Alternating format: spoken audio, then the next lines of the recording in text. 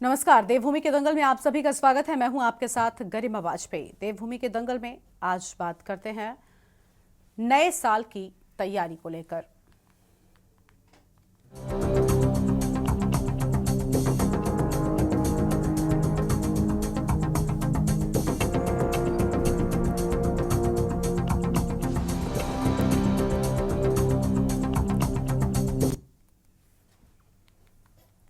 तो नए साल की तैयारी और क्या यूसीसी होगा जारी, इसको लेकर बात करेंगे। उत्तराखंड में यूसीसी कब लागू होगा, इस सवाल का जवाब राज्य के मुख्यमंत्री पुष्कर सिंह धामी ने दे दिया है। मुख्यमंत्री के मुताबिक उत्तराखंड में यूसीसी अगले महीने लागू होने वाला है और सीएम ने कहा कि उत्तराखंड में जनवरी 2025 से समान नागरिक संहिता यानी कि यूसीसी लागू हो जाएगा। इसके लिए सभी तैयारियां पूरी कर ली गई हैं और इस तरह उत्तराखंड आजादी के बाद समान नागरिक संहिता लागू करने वाला पहला प्रदेश बन जाएगा। मुख्यमंत्री के मुताबिक सरकार का होमवर्क पूरा है। समान नागरिक संहिता उत्तराखंड 2024 अधिनियम की नियमावली तैयार कर ली गई है और मुख्यमंत्री का दावा है कि यूसीसी सबका साथ, सबका विकास और सबका विश्वास की मूल भावना पर आधारित है।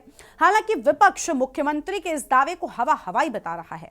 बता दें कि गृह मंत्री अमित शाह ने राज्यसभा में यूसीसी को लेकर बड़ा ऐलान किया है। अमित शाह ने यूसीसी पर कांग्रेस को घेरते हुए कहा कि उसने आजादी के बाद विवाह और तलाक के लिए मुस्लिम पर्सनल कानून लाकर पहले प्रधानमंत्री ने तुष्टीकरण की शुरुआत की। शाह ने कहा कि भाजपा ने उत्तराखंड में यूसीसी लाने का काम किया है और अब भाजपा अन्य राज्यों में भी यूसीसी लागू करेगी। वहीं विपक्ष का यह आरोप है कि भाजपा ने उत्तराखंड को प्रयोगशाला बना रखा है। विपक्ष का कहना है कि असल मुद्दों से ध्यान भटकाने के लिए सरकार यूसीसी का सहारा ले रही है, जिसका कोई लाभ जनता को नहीं होने वाला। सवाल यह है कि क्या मान लिया जाए कि नए साल से प्रदेश में यूसीसी लागू होगा या फिर इंतजार और बढ़ेगा। आज इसी मुद्दे पर हम करेंगे विस्तार से चर्चा। खास मेहमानों का पैनल हमारे साथ में है, लेकिन उससे पहले एक रिपोर्ट देखिए।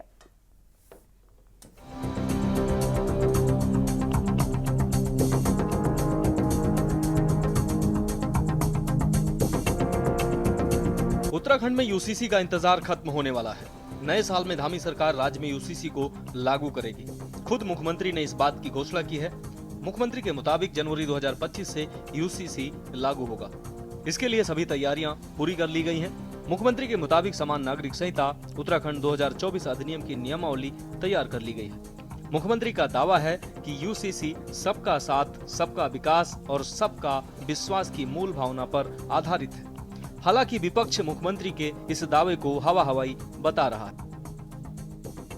आदरणीय प्रधानमंत्री जी का और आदरणीय गृह मंत्री जी का धन्यवाद करता हूं कि उन्होंने उत्तराखंड राज्य में सबसे पहले ये यूसीसी लागू करने के लिए हमारा मार्गदर्शन किया और हमने उत्तराखंड की देवतुल्य जनता के सामने जो अपना संकल्प रखा था विधानसभा के आम चुनाव में, वो हमारा संकल्प पूरा हो रहा है और हमने जो वायदा किया था वो पूरा हो रहा है। और माननीय गृह मंत्री जी ने कल लोकसभा में, उससे पहले माननीय प्रधानमंत्री जी ने लोकसभा में इसका उल्लेख किया है। मैं पूरे उत्तराखंड की जनता की तरफ से उनका धन्यवाद करता हूं। हम सब गौरवान्वित हैं कि हमें देश की आज़ादी के बाद जो देश का संकल्प था, हमारी पार्टी का संकल्प था, वो सबसे पहले उस दिशा में हम आगे बढ़े हैं। हमने विधेयक के रूप में उसको बना दिया है और ये गंगोत्री उत्तराखंड से निकल रही है और पूरे देश को आने वाले समय में इसका लाभ मिलने वाला है। धन्यवाद। हम जो आरोप बार बार लगा रहे हैं ना, यही बात तो हम भी कह रहे हैं। हमने बार बार ये बात कहा कि यूसीसी की बात तो करते हैं और उसको भी लागू करने की बात करते हैं, लागू नहीं करते हैं। मुख्यमंत्री जी ने 4 बार इसी मामले में बयान दे दिया। कभी कहते हैं कि राज्य स्थापना दिवस पर करेंगे, कभी कहते हैं दिवाली में कर देंगे, कभी कहते हैं कि अभी आज कल में कर देंगे, अब करें 1 जनवरी से करेंगे। लेकिन माननीय मुख्यमंत्री जी, आप देखें ना, इस देश के नौजवानों के लिए रोजगार की बात कौन करेगा? खनन में इतना व्यापक भ्रष्टाचार हो रहा है, आपकी नाक के नीचे भ्रष्टाचार हो रहा है। आपके अधिकारी, आपके कर्मचारी, आपके सेक्रेटरी उस भ्रष्टाचार में लिप्त हैं, उसमें आप कुछ नहीं कह रहे हैं। आबकारी में देखिए कितनी बड़ी बदनामी आपकी हो रही है, उसमें आप कुछ बोलने को तैयार नहीं है। पहले तो मुझे ये लग रहा है कि सीएम धामी को इसकी घोषणा करने के लिए क्या देहरादून या गैरसैंण काफी नहीं था? उसको दिल्ली जाने की जरूरत क्यों पड़ी? दिल्ली जाने की जरूरत इसलिए पड़ी कि उनको पता है कि हर बार चुनाव से पहले कोई न कोई एक ऐसा जुमला फेंका जाए जिससे वोटरों को और आम जनता को भड़काया जाए और जिससे लोग उसी छानबीन में रहे और वोट किसी भी तरह ये वोट का जो है ये केंद्रीकरण अपनी तरफ कर सकें। पर अब इस बार ऐसा नहीं है, क्योंकि सब लोग समझते हैं जो यूसीसी है और खासकर उत्तराखंड क्रांति दल तो इसका विरोध करता है और जितना भी उत्तराखंड क्रांति दल का आम जनमानस है वो इसका विरोध हमेशा करता रहेगा। आपको बता दें कि मुख्यमंत्री धामी ने 27 मई 2022 को रिटायर्ड जस्टिस रंजन प्रकाश देसाई की अध्यक्षता में समान नागरिक संहिता का प्रारूप बनाने के लिए समिति का गठन किया। इसके बाद करीब 2 साल पूरे होने के बाद भी प्रदेश में यूसीसी कब लागू होगा, इस पर असमंजस बरकरार है। हालांकि मुख्यमंत्री धामी के इस फैसले की केंद्र सरकार ने भी सराहना की। इसके तहत गृह मंत्री अमित शाह ने राज्यसभा में यूसीसी को लेकर बड़ा ऐलान किया। उन्होंने कहा कि भाजपा ने उत्तराखंड में यूसीसी लाने का काम किया और अब भाजपा अन्य राज्यों में भी यूसीसी लागू करेगी। वहीं विपक्ष भाजपा पर उत्तराखंड को प्रयोगशाला बनाने का आरोप लगाते हुए यूसीसी का कोई लाभ न होने का दावा किया है।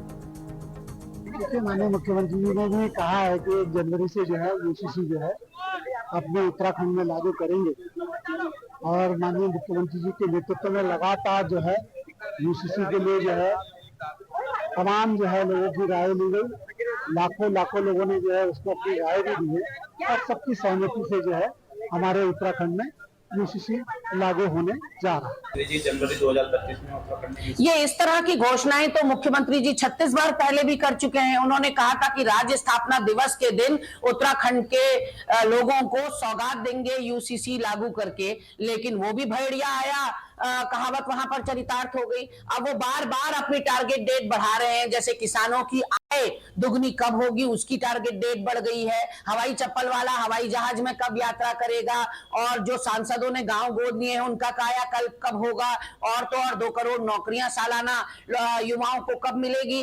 और जिस तरह से लगातार ये कर्णप्रयाग रेलवे लाइन की टारगेट डेट आगे कर रहे हैं, उसी तरह से यूसीसी भी केवल और केवल एक शिगुफा मात्र रह गया है।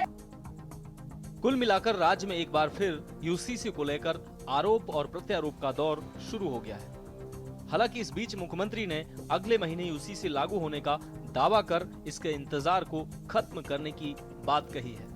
साथ ही सभी तैयारी का दावा किया है। अब सवाल यह है कि मुख्यमंत्री के बयान के बाद क्या मान लिया जाए कि नए साल से प्रदेश में यूसीसी लागू होगा या फिर इंतजार और बढ़ेगा। क्या उत्तराखंड भाजपा की प्रयोगशाला है? क्या यूसीसी लागू होने के बाद आम जनता को इसका लाभ मिलेगा? Uttarakhand desk report.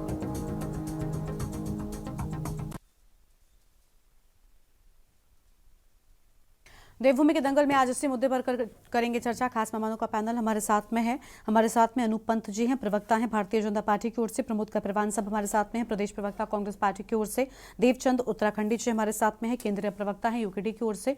हमारे साथ में रत्नमणि ढोभाल जी हैं, राजनीतिक विश्लेषक हैं। बहुत स्वागत आप सभी मेहमानों का। शुरुआत कर लेते हैं अनूप पंत जी के साथ में। अनूप जी, नए साल की तैयारी, क्या यूसीसी जारी होगा? क्योंकि हर बार की तरह फिलहाल इतना डिले होता चला गया। जैसे ही पहली कैबिनेट की बैठक हुई थी, आपने यूसीसी को लेकर कमेटी गठित करने की बात की थी और आपने वो किया भी था।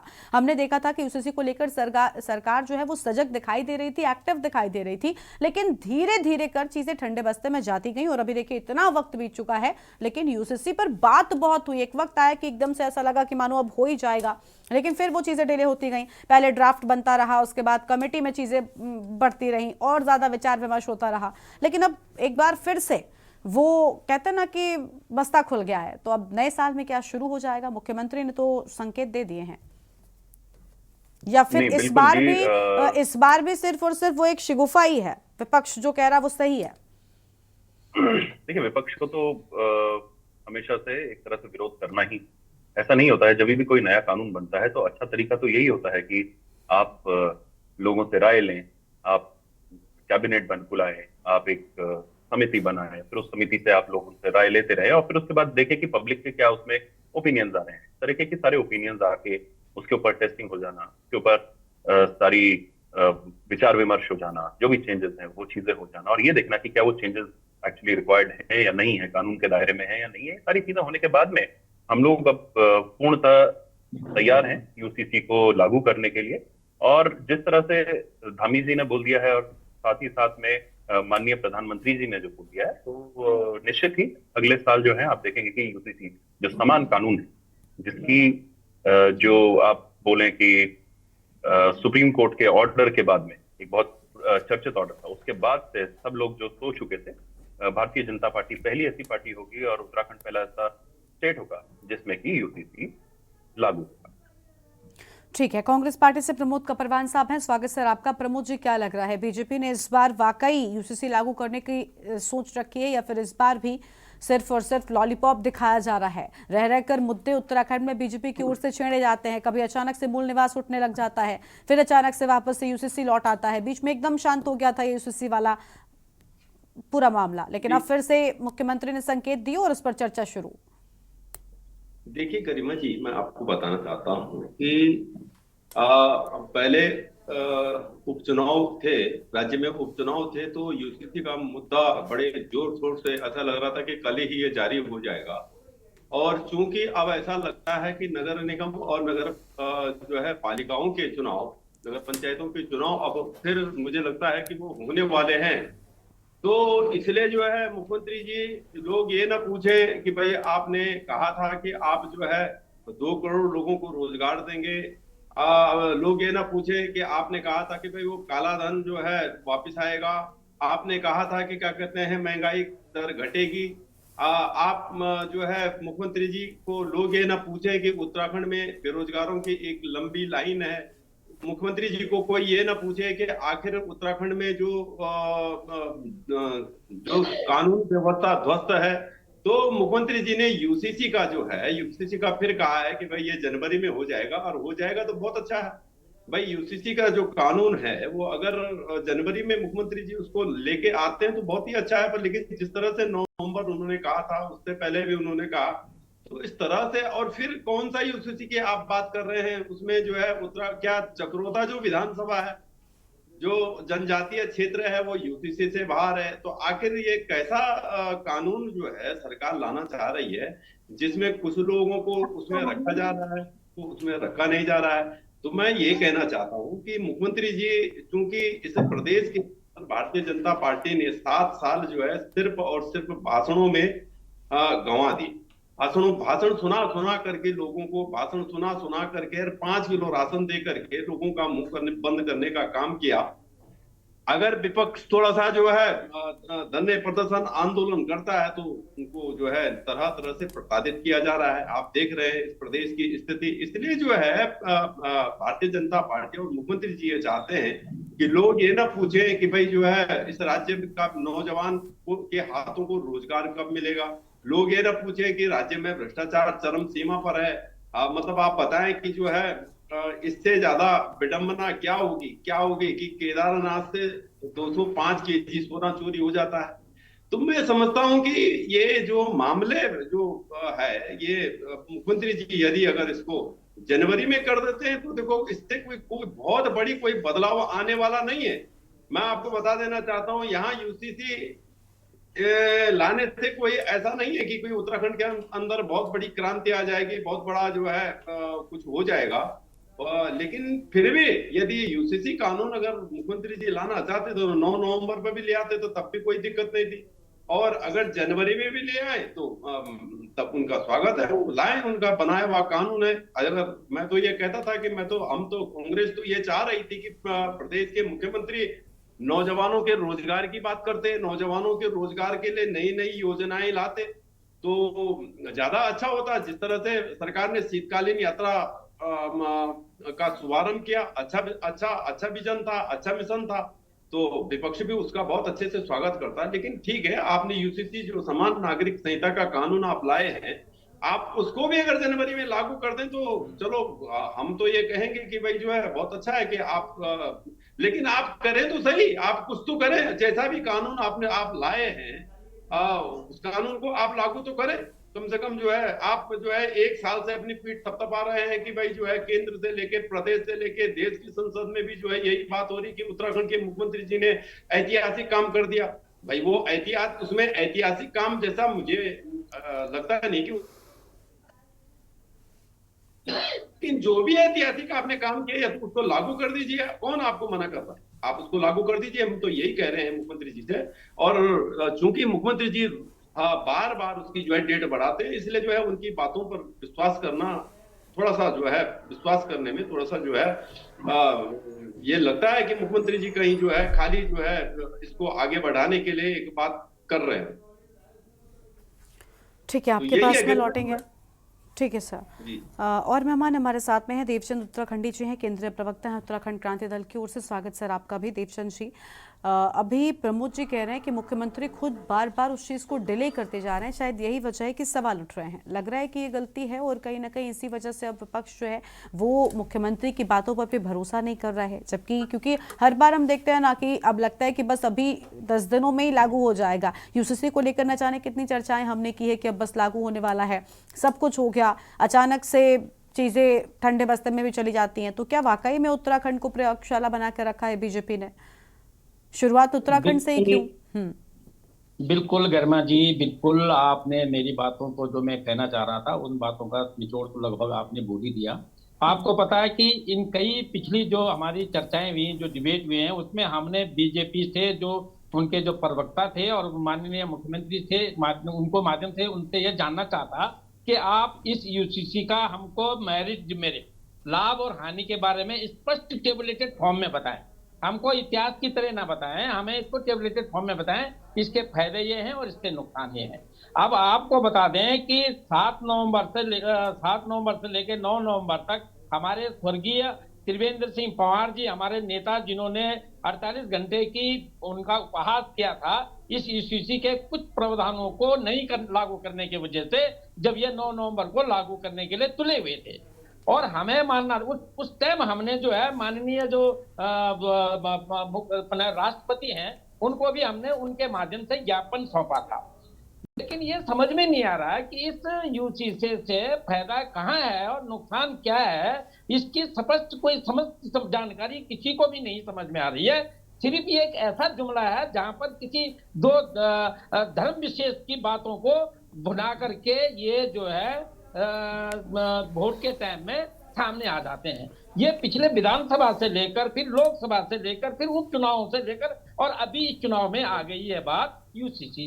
लेकिन यूसीसी का अभी तक स्पष्ट नहीं किया, जो हम बार बार मांग करते आ रहे हैं। हमारा उत्तराखंड क्रांति दल का ये मानना रहेगा, हमने एक त्रिवेंद्र सिंह को खो दिया, जिन्होंने ये मृत्यु बड़ी हास्यास्पद ढंग से हुई है, एक दुर्घटना नहीं है, वो मर्डर है, जिसकी जांच के लिए हमने मांग की है। और उन्होंने मांग की थी कि जो ये यूसीसी के कुछ हास्यास्पद जो नियम है, इनको बदली करना चाहिए। और उसके बाद क्या ये सोच रहे हैं कि अब त्रिवेंद्र सिंह खत्म हो गए तो अब ये लागू कर देना चाहिए? नहीं, उत्तराखंड में और भी त्रिवेंद्र सिंह अभी जिंदा हैं, जो इसको जब तक वो प्रावधान दूर नहीं हो जाते तब तक हम इसको लागू नहीं होने देंगे। ये हमारा क्रांति दल का, क्रांतिकारियों का ये मानना है। हाँ, ये जुमला फेंकते रहे क्योंकि इन्होंने जनता को भड़काना है। जैसे अभी कपरवान जी ने अपना सारांश में इन्होंने बताया, ये वोट को लोगों को बरगलाने का, सिर्फ ये बताने का है कि अब समान होगा। भाई, अगर आपकी समान ही चलना था तो विधायकों के लिए, सांसदों के लिए 10-10 पुत्र होने से भी उनको टिकट मिल जाता है, लेकिन प्रधान के लिए और पंचायत के लिए नहीं है। ये समान क्यों नहीं कर रहे हैं आप? और अभी अगर ये समान है तो आपको चक्रोता बेल्ट और जो एसटी के, स्पेशल एसटी के लिए ये लागू नहीं है, तो फिर समान कहां से है ये? तो इसमें कई ऐसी चीजें हैं गरिमा जी, जो समाज को नष्ट करने की तैयारी पे, और खासतौर पर ये देवभूमि हमारा उत्तराखंड की संस्कृति, जहां पर हम लोग इस यूसीसी के बिल्कुल खिलाफ हैं। बेशक मैं ये मान सकता हूं कि माननीय मुख्यमंत्री या बीजेपी के लोग बहुत ज्यादा फॉरवर्ड हो गए हों और वो बंबई गोवा में रहने वाले लोग हों, वो मानते हों, लेकिन हम इस यूसीसी का जो विशेष प्रावधान उसमें 4-5 हैं, उनका विरोध करते हुए इस यूसीसी को कभी लागू नहीं होने देंगे। चाहे ये वोट के लिए उसकी तैयारी करें और चाहे कुछ भी करें। हालांकि यूसीसी किसी भी बहाने से ये वोट जीत जाते हैं, उसके बाद बोलते हैं हमको जनता का आशीर्वाद मिल गया, जबकि वजह ये है कि जनता को इनका कोई आशीर्वाद नहीं है। इनके धोखाधड़ी, इनका जो तुष्टीकरण, इनका जो छल कपट इनको अभी सत्ता में तो ला रहा है, लेकिन एक टाइम आएगा जब इनको इतना गिराएगा कि फिर ये कभी नहीं उठ पाएंगे। गरिमा जी, ठीक है सर, अपनी चर्चा को हम और आगे बढ़ाएंगे। खास मेहमान हमारे साथ में लगातार बने हुए, लेकिन उससे पहले एक ब्रेक के लिए हम रुकते हैं, जल्द लौटेंगे। ब्रेक के बाद देवभूमि के दंगल में आप सभी का स्वागत है। हम खास मेहमानों के साथ में चर्चा कर रहे हैं यूसीसी को लेकर। हमारे साथ में रतनमणि ढोपाल जी हैं, राजनीतिक विश्लेषक हैं। स्वागत सर आपका। रतनमणि जी, मुख्यमंत्री के दावा और सरकार की तैयारियां एक तरफ, लेकिन विपक्ष का इस बात को न स्वीकारना कि यूसीसी लागू होगा, ये किस वजह से हुआ? एक तरफ मुख्यमंत्री, प्रदेश का मुखिया कह रहा है कि ये होने जा रहा है, लेकिन विपक्षी हैं कि उनकी बात को भी हल्के में ले रहे हैं। क्या वाकई मुख्यमंत्री ने बार बार उस बात को कहकर अपनी ही बात का वजन कहते हैं ना कम कर दिया, और या फिर जो गलती हुई कि बार बार बात होती रही, फिर वो मामला टलता रहा, फिर ऐसा लगा मुद्दे बनाते गए, जब कुछ नहीं हुआ यूसीसी पर बात शुरू हो गई। जितनी सतर्कता दिखाई थी पहली कैबिनेट की बैठक में उस पर बात करके उतना आगे कंटिन्यूटी में नहीं रहा, कि यही वजह है कि आज मुख्यमंत्री कह रहे हैं लेकिन कोई मान नहीं रहा है विपक्षी।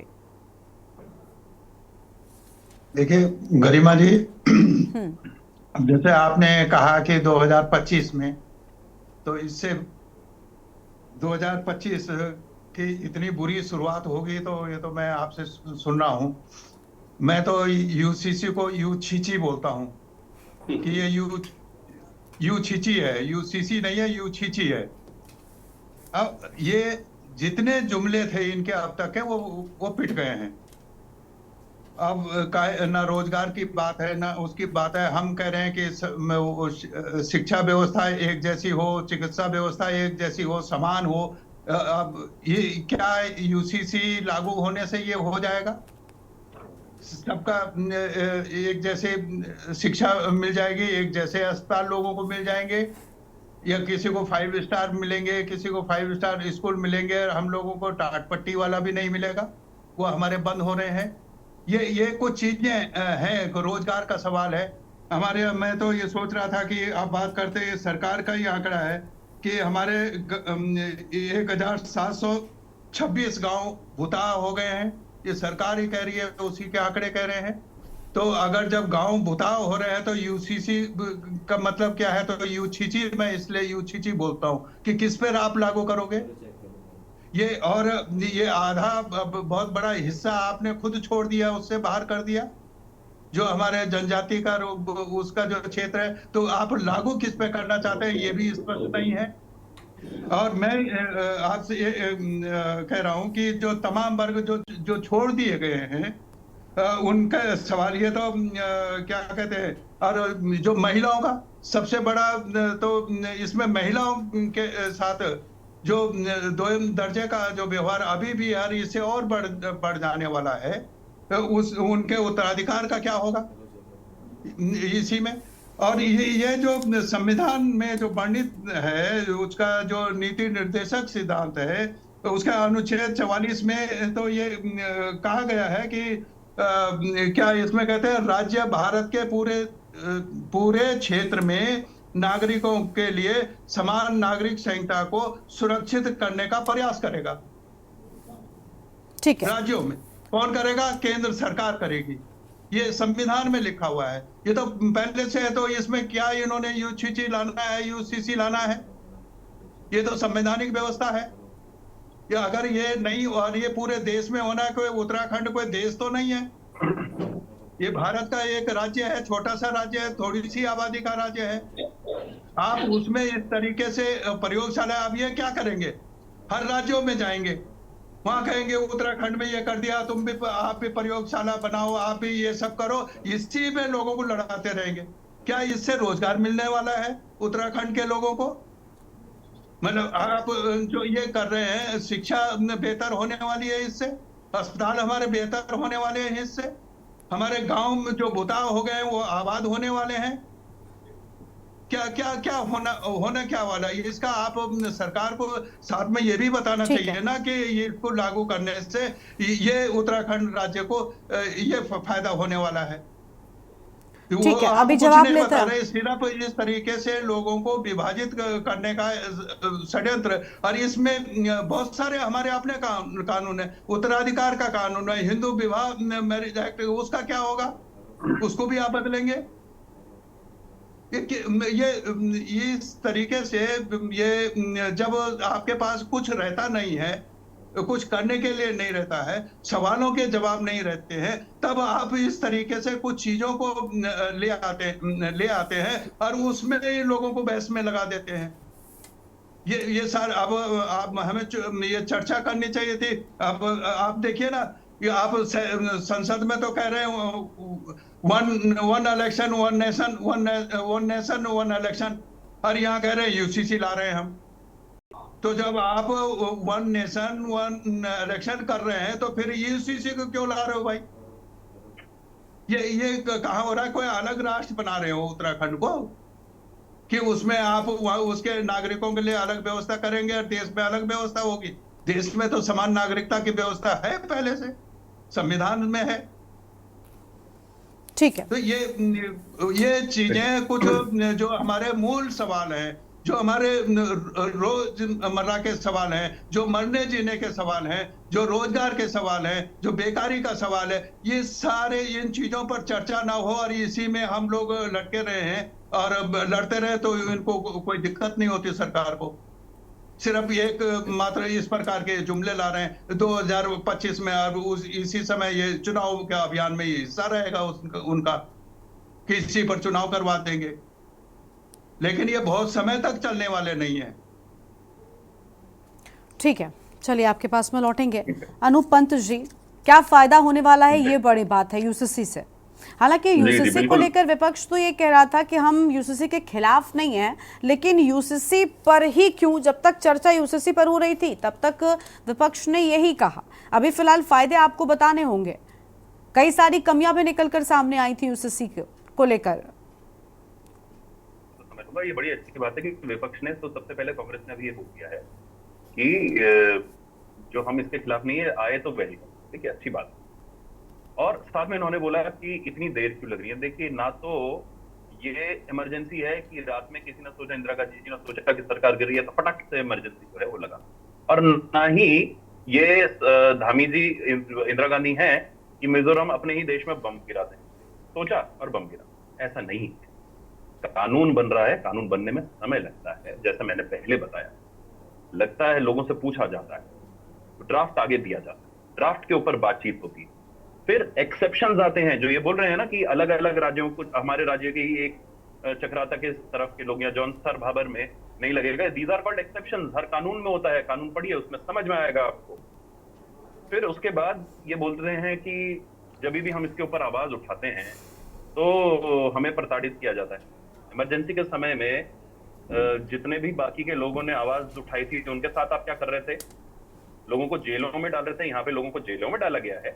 और अगर कुछ रेड, जिन लोगों के पास में अकूत संपत्ति है, लोगों से छीनी हुई संपत्ति है, चोरी करी हुई संपत्ति है, उसके ऊपर रेड होती है, उसको आप प्रताड़ना कहते हैं। तो इस तरह की प्रताड़ना, जो चोरी करेगा, जो गलत काम करेगा या गलत तरीके से पैसा उड़ेगा, उसके ऊपर तो ये रेडें होंगी। इसी के लिए जनता ने हमें चुन के हम लोगों को सत्ता सौंपी। अब बात करते हैं, हम कह रहे यूकेडी से हमारे जो प्रवक्ता हैं, सर्वप्रथम तो उन्होंने त्रिवेंद्र सिंह जी का नाम लिया। देखिए, त्रिवेंद्र सिंह पंवार जी मेरे भी गुरु जैसे ही रहे, हमारे जितने भी गुरु रहे, पॉलिटिकल गुरु, उनमें से एक गुरु वो भी रहे। हमें उतना कष्ट, वो ऐसे व्यक्ति थे कि अगर मैं दूसरी पार्टी से भी उठ रहा हूं तो गाँव में जाके उन्होंने ये तक बोला, जो प्रत्यक्ष नहीं होता, कि हमारा लड़का खड़ा हो रहा है और उससे अकेला मत छोड़। इस तरह के व्यक्ति हमारे बीच में से गए। परंतु आप समझिए तो उन्होंने किस चीज के बारे में बोल रहा है? यूसीसी का ये बोल रहे हैं कि यूसीसी के नुकसान और यूसीसी के फायदे हमें बताइए। अरे भाई साहब, ड्राफ्ट दिया हुआ है, और अगर नहीं है मैं अभी व्हाट्सएप कर देता हूँ, गरिमा जी, मैं आपके चैनल तक ये पहुंचा देता हूँ, आप कृपया सबको ये व्हाट्सएप, ये ड्राफ्ट कर दीजिएगा। और कानून है वो किसी के नुकसान के लिए नहीं बनाया जाता है, किसी के फायदे के लिए बनाया जाता है।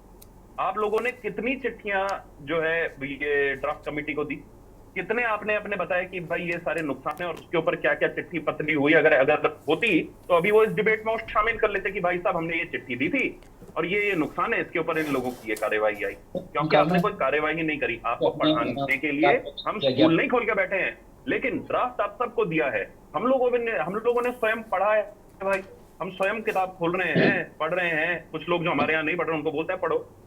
अब बात आ जाती है, जैसे सर ने अभी एक और चीज बताई कि सभी व्यवस्थाओं के बारे में बात होगी। हाँ, सारी व्यवस्थाओं के बारे में बात होनी चाहिए, स्कूल के विषय में बात होनी चाहिए, हॉस्पिटल के विषय में बात होनी चाहिए। और जब वो बातें होती हैं तो जब वो डिबेट उस चीज के ऊपर रखी जाती है, हम लोग उसके ऊपर बात करते हैं। लेकिन जब आपके पास कोई पॉइंट ही नहीं है, जब आपके पास में कोई विरोध ही नहीं है, तो केवल विरोध करने के लिए विरोध की आप बात करते हैं, इसीलिए आप ये सारी बातें लेके आ जाते हैं। आज तो डिबेट हमने यूसीसी के ऊपर रखी है ना। देखिए, हॉस्पिटल के ऊपर हम बताते हैं कि किस तरीके से कांग्रेस के टाइम पे या जिस समय यूकेडी भी विरोध कर रही थी, कितने लोगों के ऊपर जिसको बोलते हैं मेडिकल अत्याचार हो रहे थे, हम लोग लेके अपनी गाड़ियों में जाते थे जब हम लोग सत्ता में नहीं थे। हम लोग कितने गांवों में डोलियों में लोगों को लेके गए हैं, वहां से आज की डेट में हम कहाँ उठा के ले आए, किस तरह से कैटरेक्ट के ऑपरेशन हो रहे हैं, कोट द्वार से उठा के ले जाते हैं, सतपुली से उठा के ले जाते हैं, ऊपर चौबटा खाल से उठा के ले जाते हैं, राठ से उठा के ले जाते हैं, पिथौरागढ़ से उठा के ले जाते हैं, और कैटरेक्ट के ऑपरेशन हो रहे। कैटरेक्ट एक टाइम पे ऐसा होता था जब लोग ऑपरेशन कराने जाते थे, ये होता था आंख या तो बचेगी या तो नहीं बचेगी। आज के समय में किस तरीके का इलाज हो रहा है, और उसी दिन इलाज होता है, उसी दिन घर जाने की व्यवस्थाएं भी हैं, और उसी दिन उस हॉस्पिटल में रहने की व्यवस्थाएं भी हैं। परंतु पहाड़ी क्षेत्र है, हल्के हल्के इसे और बेहतर होना है, हम इसे मानते हैं। एक और मैं बात बताना चाह रहा हूं, यहाँ पे बात हो रही थी कि यूसीसी के ऊपर हमारी महिलाओं के ऊपर अत्याचार हो। अरे भाई, क्या अत्याचार होगा ये बताओ तो सही, कौन सा अत्याचार हो रहा है?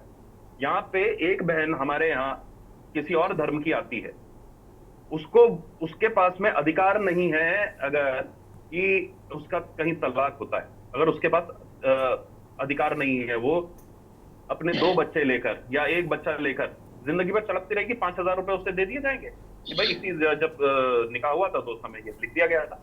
अगर वो ना चाहे कानूनी व्यवस्था में आना तो उसका भी वेलकम है, लेकिन अगर उसके पास में ऑप्शन होगा तभी तो वो जाएगी कानून की व्यवस्था में।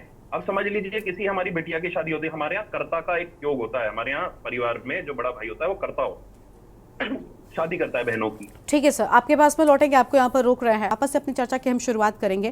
प्रमोद कपरवान जी के पास में जाएंगे, प्रदेश प्रवक्ता कांग्रेस पार्टी की ओर से। प्रमोद जी, विपक्ष आरोप लगा रहा था, आएंगे देवचंद जी आएंगे इसके बाद आपके पास में। विपक्ष आरोप लगा रहा था शुरू से ही, जब से यूसीसी की बात हुई तब विपक्ष का ये कहना होता था कि हम यूसीसी के खिलाफ नहीं है, हम भी चाहते यूसीसी आए लेकिन पहले नहीं, क्योंकि उत्तराखंड में पहले बहुत सारे मुद्दे, पहले उन पर काम कर लीजिए, फिर उसके बाद में आप यूसीसी पर काम कर लीजिएगा। अब जब यूसीसी आने की बात होती है तब आप कहते हैं कि भाई हम पहले ये गिनाओ कि इसके फायदे क्या है। ये अपने आप में गलत नहीं लगता?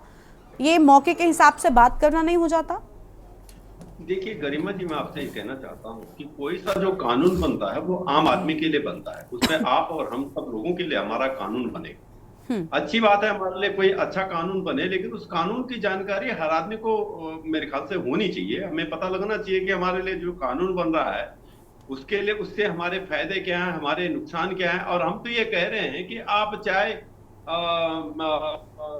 जो भी आपने बनाया है, जैसे भी आपने बनाया है, 4 लोगों को एक एसी रूम में बैठ करके आपने कुछ लोगों की राय लेकर के जिस तरह का आपने कानून बनाया, लेकिन आप उसको लागू तो कर दीजिए। आप उसको जो है, कभी आप उसको लागू करने में आखिर इतना समय लगा रहे हैं तो उसमें ऐसी क्या दिक्कत है जो कि उसमें आप लागू नहीं कर रहे हैं? विपक्ष का जो विपक्ष, देखो हम उत्तराखंड में और देश के अंदर प्रमुख विपक्षी पार्टी है। लोगों के हित और अनहितों को देखना हमारी जिम्मेदारी है। हमें लोगों ने जो है इस देश और इस प्रदेश की चौकीदारी करने का जो हमें ये ताकत है, जो हमें ये पौधा उन्होंने दिया है, तो हमें उसको करना है। हम सरकार से यही तो मांग कर रहे हैं कि भाई आखिर आपने हमारे लिए जो कानून बनाया है बता दीजिए उसमें हमारे क्या फायदे हैं और उससे हमें क्या क्या फायदा होने वाला है। भाई आप कानून बना रहे हैं तो निश्चित रूप में हमें नुकसान तो होगा नहीं, फायदे के लिए आप बना रहे होंगे। और आप उसको जो है भाई आप जो है छोटी सी सड़क का शिलान्यास करते हैं, लाखों रुपए जो है, करोड़ों रुपए उस पे जो है प्रचार प्रसार में खर्च कर देते हैं। तो आखिर आप हमारे लिए किसी चीज को, आप हमारे लिए कानून बना रहे हैं तो आप उस कानून का प्रचार प्रसार कर दीजिए, बता दीजिए कि इससे आम आदमी के को ये फायदा होने वाला है, आम आदमी की को इसमें जो है ये इनका जो है ये इनको मिलेगा। ये हम मांग कर रहे हैं और हम तो ये कह रहे हैं कि जैसा भी आपने कानून बनाया है आप उसको लागू तो करें, तो पता तो तब लगेगा ना। अब आप जब भी चुनाव का समय होता है तभी आप जो है ये कह देते हैं कि अब जो है, जब आपको जो है उपचुनाव लड़ने थे तो आपने कहा 9 नवंबर को हम जो है यूसीसी का कानून लागू करवा देंगे। फिर आपने जो है अब नगर निगम, नगर पंचायतों के चुनाव हैं तो अब आप कह रहे हैं कि हम नए साल में आपको यूसीसी का कानून दे देंगे। भाई आप जो है जो आप कह रहे हैं कि आपने, ठीक है, लेकिन थोड़ा सा इंतजार कांग्रेस को भी करना चाहिए कि अगर वो लागू करने की बात कर रहे हैं तो अब जब लागू हो जाएगा उसके बाद ही तो आप पूरी बात जान पाएंगे। जल्दी से देवचंद जी कुछ कह रहे हैं, उसके बाद में रतन बड़ी जी के पास में। देवचंद जी बहुत कम शब्दों में अपनी बात को पूरा कीजिए। लोगों के हित के लिए ये कानून, ठीक है प्रमोद जी, हो गया, ठीक है, अब आएंगे देवचंद जी को सुन लेते फटाक से। जी गरिमा जी, मैं अभी जब पंत जी कह रहे थे कि मेरे पास में उसका ड्राफ्ट है, शायद वो उनको ये पता नहीं कि इतना जल्दी आपको नहीं दे पाएंगे।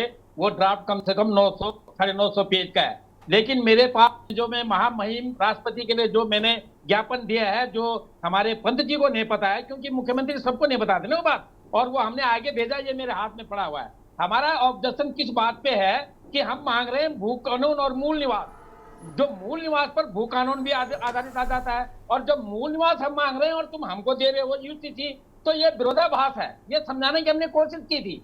एक बार जो आदमी 6 महीने किराए पर रहेगा या 1 साल में यहाँ रहेगा, वो यहाँ का नागरिक हो जाएगा। तो जो 1950 से पहले हमारे पूर्वज रह रहे हैं, हमको पहाड़ी कौन बोलेगा? इन्होंने तो जो ये लोग तो जो भी आंदोलन करते हैं उनको माओवादी बोल देते हैं, तो इनका ये वजूद नहीं है। तो कहने का मतलब ये बातों में भड़का रहे हैं, और हमारा इसमें एक सीधा सीधा संदेश है। दूसरा एक चीज और है, जो जैविक संतान पैदा हो जाएगी, उस जैविक संतान को उन्होंने यहाँ का हक दिया, वहां का हक दी। अब एक थोड़ी देर के लिए हम बात करते हैं कि बांग्लादेश का कोई पुरुष या बांग्लादेश से कोई महिला यहाँ आ जाती है, यहाँ पर किसी पुरुष का एक जैविक संतान होती है, उस जैविक संतान को दोनों जगह से उनको जमीन जायदाद मिलेगी। ठीक है, देखिए एक इंडिविजुअल केस पर बात नहीं कर रहा था। रतनमणि जी जल्दी से, रतनमणि जी आप अपनी बात को पूरा करिए। ठीक है सर, रतनमणि जी को सुन लेते हैं, बहुत कम शब्दों में जल्दी से बात पूरा कीजिएगा। हो गया देवचंद जी, अब शांत हो जाइए, और मेहमान भी हैं, जल्दी से बोलिए रतनमणि जी आप। गरिमा जी, मैं बोलिए। मैं ये कह रहा था कि अच्छा है कि आपके साथ आज जो बीजेपी की तरफ से है वो कानून के जानकार हैं, अधिवक्ता हैं, तो इसलिए मैं आपका समय ले रहा था। एक तो ये सबसे पहली बात तो यही है कि जो संविधान में नागरिकों के मूल अधिकार, उन्हें भी मालूम है, कानून का जानकार नहीं हूं, लेकिन मैं थोड़ा सा जितना सड़क का अनुभव है वो मैं बता रहा हूं। उसमें अनुच्छेद 25 से 28 तक देश के हर नागरिक को अपने अपने धार्मिक विश्वासों के अनुसार उपासना पद्धति अपनाने के साथ ही निजी व सामुदायिक धार्मिक सांस्कृतिक आचरण करने की स्वतंत्रता देता है। क्या ये जो यूसीसी आ रही है, समान नागरिक संहिता कानून का नागरिकों के धार्मिक स्वतंत्रता के मूल अधिकार का हनन नहीं होगा? इससे क्या उसकी गारंटी होगी कि लोग उसमें रहे? और फिर दूसरा एक छोटा सा ये है कि हिंदू विवाह अधिनियम 1955 एवं उत्तराधिकार अधिनियम 1956 में बदलाव करेगी सरकार, क्योंकि इसलिए मैं ये कह रहा हूं ये बात कि जितने भी प्रत्यावेदन दिए गए थे आयोग को, जो यूसीसी के लिए बनाया गया था न्यायमूर्ति की अध्यक्षता में, वो उनका कोई जिक्र नहीं है उसमें कि वो उनको रद्दी में फेंक दिया गया है या उन पर उनकी क्या राय रही है, ये अभी तक स्पष्ट नहीं है। जो नागरिकों ने दिए, जो राजनीतिक दलों ने दिए, जो कुछ संस्थाओं ने ज्ञापन दिए, प्रत्यावेदन दिए, इसको लेके उनका क्या हुआ, वो भी अभी तक स्पष्ट नहीं है। तो ये चीजें एक तरफा से चल रही हैं। अरे सर, सवाल पूछ लिया, जवाब सुन लीजिए सर। ठीक है अनूप जी जल्दी से आप बोल सकते हैं, बस 1 मिनट का वक्त है, प्लीज। बस 1 मिनट के अंदर मैं अपनी बात खत्म कर लेता हूँ। पहली बात तो ये है कि कांग्रेस के प्रवक्ता जी को ये पता नहीं हमारे एसी के बिल कहाँ से पता चल जाते हैं। हमारे यहाँ एसी चलता है, उनके यहाँ चले जाते हैं। बात करता हूँ देवेंद्र ये उत्तराखंडी जी की। उत्तराखंडी जी ने ये बोला है कि मैंने उनसे पूछा था, सवाल यह था कि आपको क्या गलत लगा हमारे उसमें, ऐसी कौन सी चीजें थी जिसका वो विरोध कर रहे हैं? देखिए वो उसके लिए वक्त मिला था, उसके लिए सर्वदलीय बैठक हुई थी, उस पर जवाब ही नहीं लेना है। तब तो जब सर्वदलीय बैठक हुई थी तब क्या कर रहे थे आप? मैं वही तो बोल रहा था कि इन्होंने तो कुछ भी नहीं उस पर बोला। अब बात आ जाती है सर की। सर ने जो बात कही ना, सर ने बात बोली, सर ने मेरे से 2 क्वेश्चन पूछे। एक कि किसी की भी जो धार्मिक जो उनकी अपनी प्रैक्टिसेस हैं उसको ये क्या हिट करेगा, नहीं करेगा सर। लेकिन ये जो सर देखिए, वो आप यहाँ पर आप प्रवक्ता है, वो एक कमेटी बनाई गई है और सभी को उसके बारे में जानकारी, तो उसका कोई मतलब ही नहीं है। चलिए, शुक्रिया आपका हमारे साथ जुड़ने के लिए, बहुत शुक्रिया आपसे मेहमानों का हमारे साथ जुड़ने के लिए, अहम जानकारी के लिए। तो देखिए, नए साल में क्या यूसीसी जारी होगा, इसको लेकर सस्पेंस बरकरार है। देवभूमि के दंगल में इतना ही। आप देखते रहिए के न्यूज़ इंडिया। नमस्कार।